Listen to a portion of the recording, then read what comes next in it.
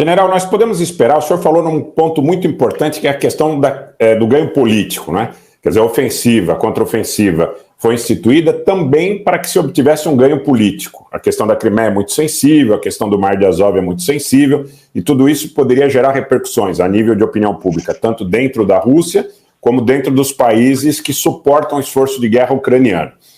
Paralelamente, nós assistimos atentados contra a ponte da Crimeia, recentemente contra a barragem de Nova Kakhovka, uma série de ações de operações provavelmente encobertas, determinadas por agências de inteligência. Então, isso também tem repercussões políticas importantes.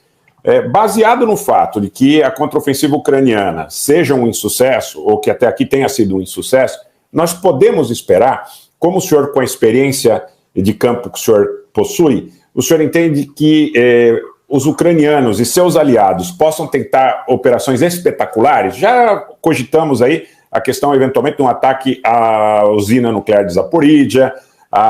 Houve também especulações sobre a utilização de uma bomba suja. Certo. Enfim, a própria questão, recentemente, de drones sobre o Kremlin. O senhor acha que, baseado no fato de que essa ofensiva, em termos de guerra convencional, não tenha sido bem sucedida, pode ser que nas próximas semanas nós tenhamos uma tentativa de alguma ação de caráter espetacular, com o objetivo de trazer a opinião pública mais atenta e também suportando que esse esforço de guerra continue, principalmente, digo, em relação ao público europeu? Essa questão é extremamente importante. Eu gostaria, antes de mais, de deixar claro uma coisa.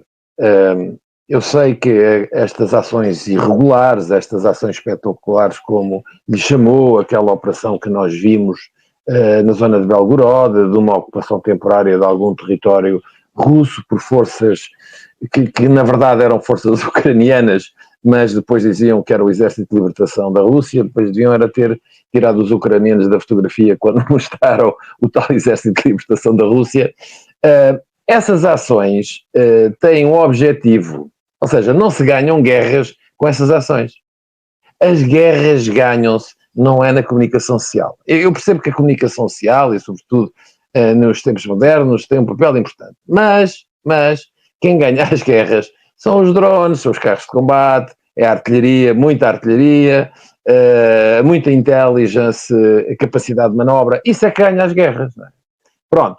E os ucranianos, como já perceberam, que nesse domínio a sua capacidade é reduzida e que a sua capacidade de prevalecer no campo de batalha não existe, então socorrem-se destas medidas espetaculares, mas que, em última análise, não são consequentes. É evidente que tem uma ação na cabeça das pessoas, afeta os aspectos cognitivos, pode criar ansiedade ou não.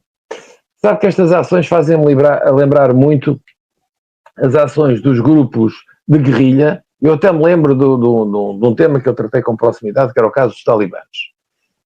O que é que diferenciava uma ação desta natureza, destas ações espetaculares, dos talibãs? Eles não estavam preocupados com os danos que causassem, os danos físicos. Eles importavam de morrer. É evidente que se morressem mais pessoas, se causassem mais danos, era naturalmente bom para a causa deles. Mas a questão fundamental, a questão subjacente, era a não cinética.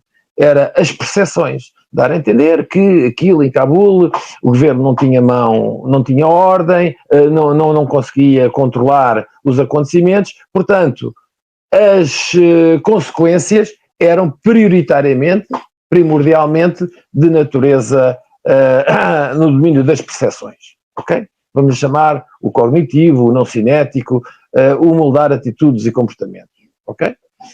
E é isto que os ucranianos estão a fazer.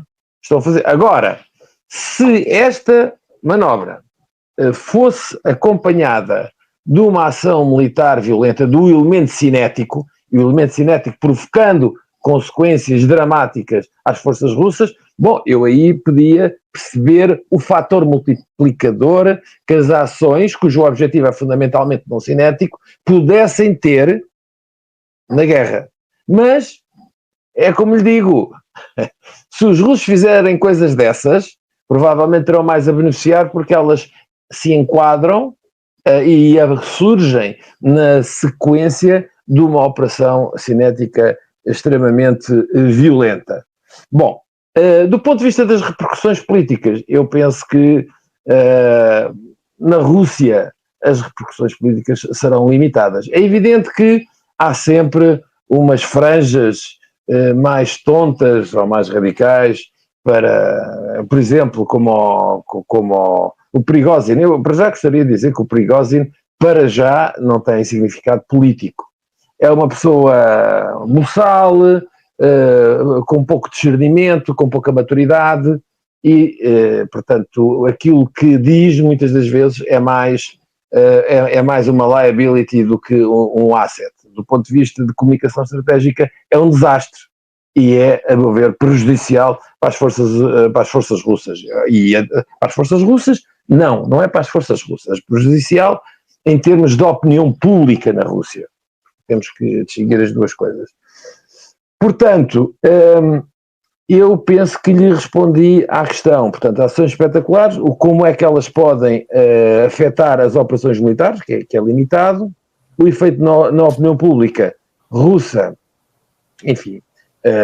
Repare, isto que aconteceu em Belgorod é mais uma ação festivaleira para as opiniões públicas ocidentais.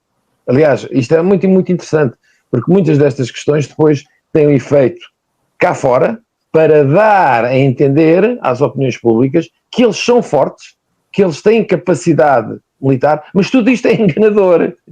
Tudo isto é enganador. Para quê? Para fundamentalmente justificar o apoio à continuação do fornecimento de armamento e naturalmente, o financiamento e o apoio à assistência política que eles tanto necessitam nos diferentes fóruns, em particular na União Europeia e também nos Estados Unidos, porque os Estados Unidos, nesta altura, já começam a pensar duas vezes, porque aí parece que prevalece mais o pragmatismo sobre o preconceito que se vive na Europa sobre esta matéria.